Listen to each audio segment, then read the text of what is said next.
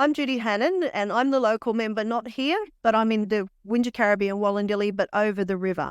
But very interested in what happens to the whole Wingecarribee Shire. Might like to make a declaration. On Friday, I found out that my son works for somebody who owns land in South Bowral. Bit of a shock to me, but I just made that declaration. I've made that to Parliament as well. So this morning is not going to be about a debate. This is going to be about learning and conversation.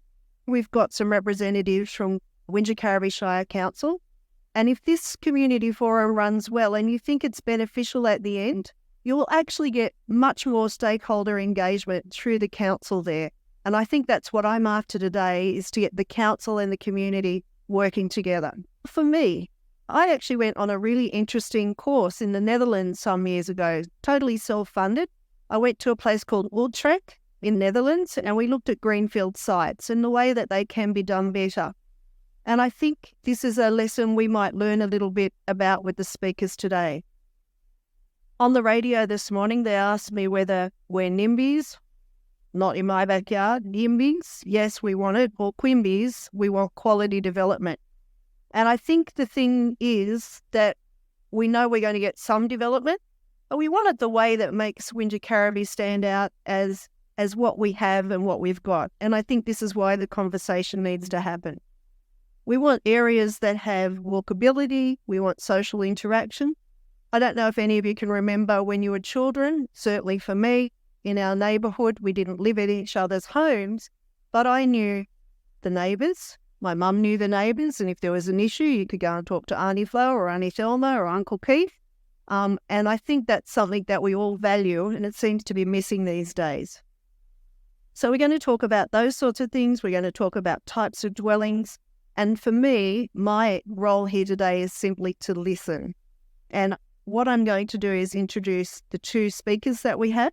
So what we will be doing is first we'll be having Neville Frederick speak. Then we'll be having Deniz Kilic from Wingecarribee Council. And then we'll have questions. So we're going to kick off with Neville Fredericks. So Neville is involved in doing development in a different way. So he's about walkability and he's about social connection. He had a little go of it, and I'm sure he'll tell you the same story at Tallenbart. But I think he wants to stimulate your minds about how we could do something very different to what we've been seeing at the moment. When I go into Parliament, every polly in there says we don't want the population expanding in our electorate, but they're very happy for me to have it in the Wollondilly electorate. And while I call them out on it at the moment, we are going to get that development. So I'm curious to see what Neville says can be done differently so that we can accommodate what we've got to, but get some of the infrastructure.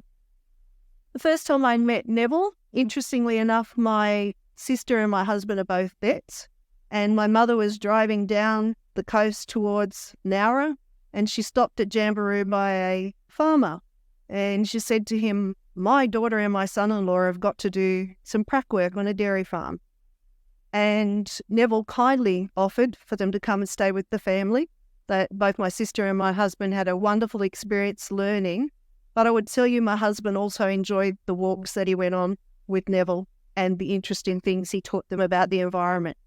I know most of you probably know of Neville, but I think we all need to listen carefully because I think he's got lots of lessons for all of us and he'll stimulate your minds. So Neville, if you can come and take over. Put your hands together for Neville, please.